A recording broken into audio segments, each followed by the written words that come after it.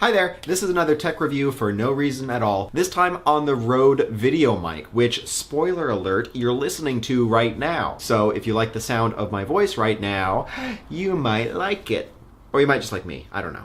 Now the Rode VideoMic is different from the lavalier ones that I've shown before because this one sits on the camera or on a boom if you've got a friend and a boom, and that friend has arms. The cool thing is, I'm not wearing a lav. I don't have to have anything on me, and the sound is still good. Secondly, listen to this. Does it sound like I'm just sitting in a room somewhere?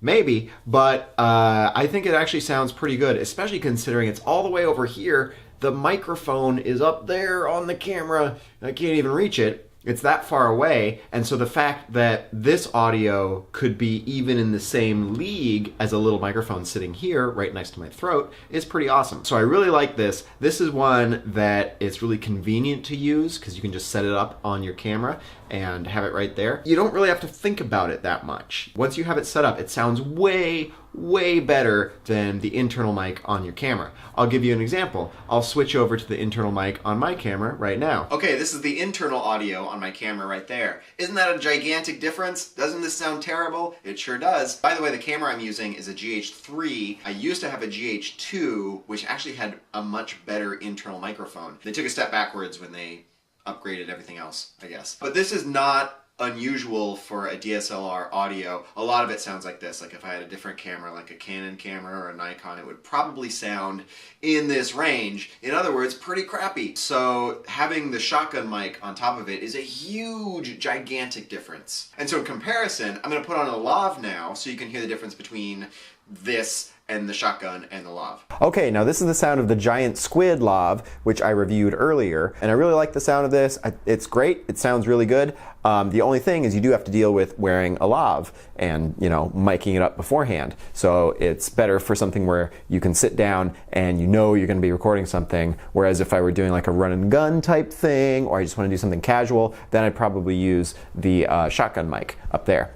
So compare the sound of this to the sound of the Rode VideoMic. So you can hear that there is a little bit of a difference. It is always nicer to have the microphone as close to the voice as possible, but in this case, I think they both sound really good, so it's really nice to have that option if you do want to have the mic on the camera. Now, Rode makes a couple different versions of mics. So this is the VideoMic Pro, which I think sounds exactly the same as the VideoMic, it's just smaller. I did a listening test thing, and the VideoMic and VideoMic Pro sounded identical to me. The only difference was the VideoMic is like this big, and the VideoMic Pro is like that big. So it looks a little better, and it's a little easier to deal with hanging on your camera.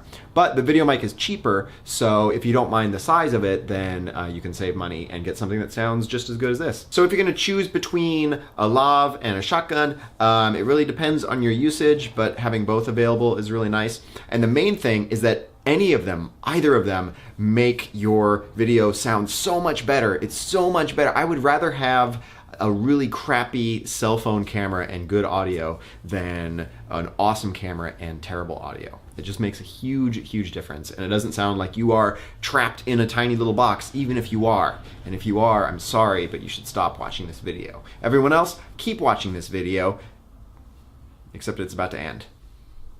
Sorry about that.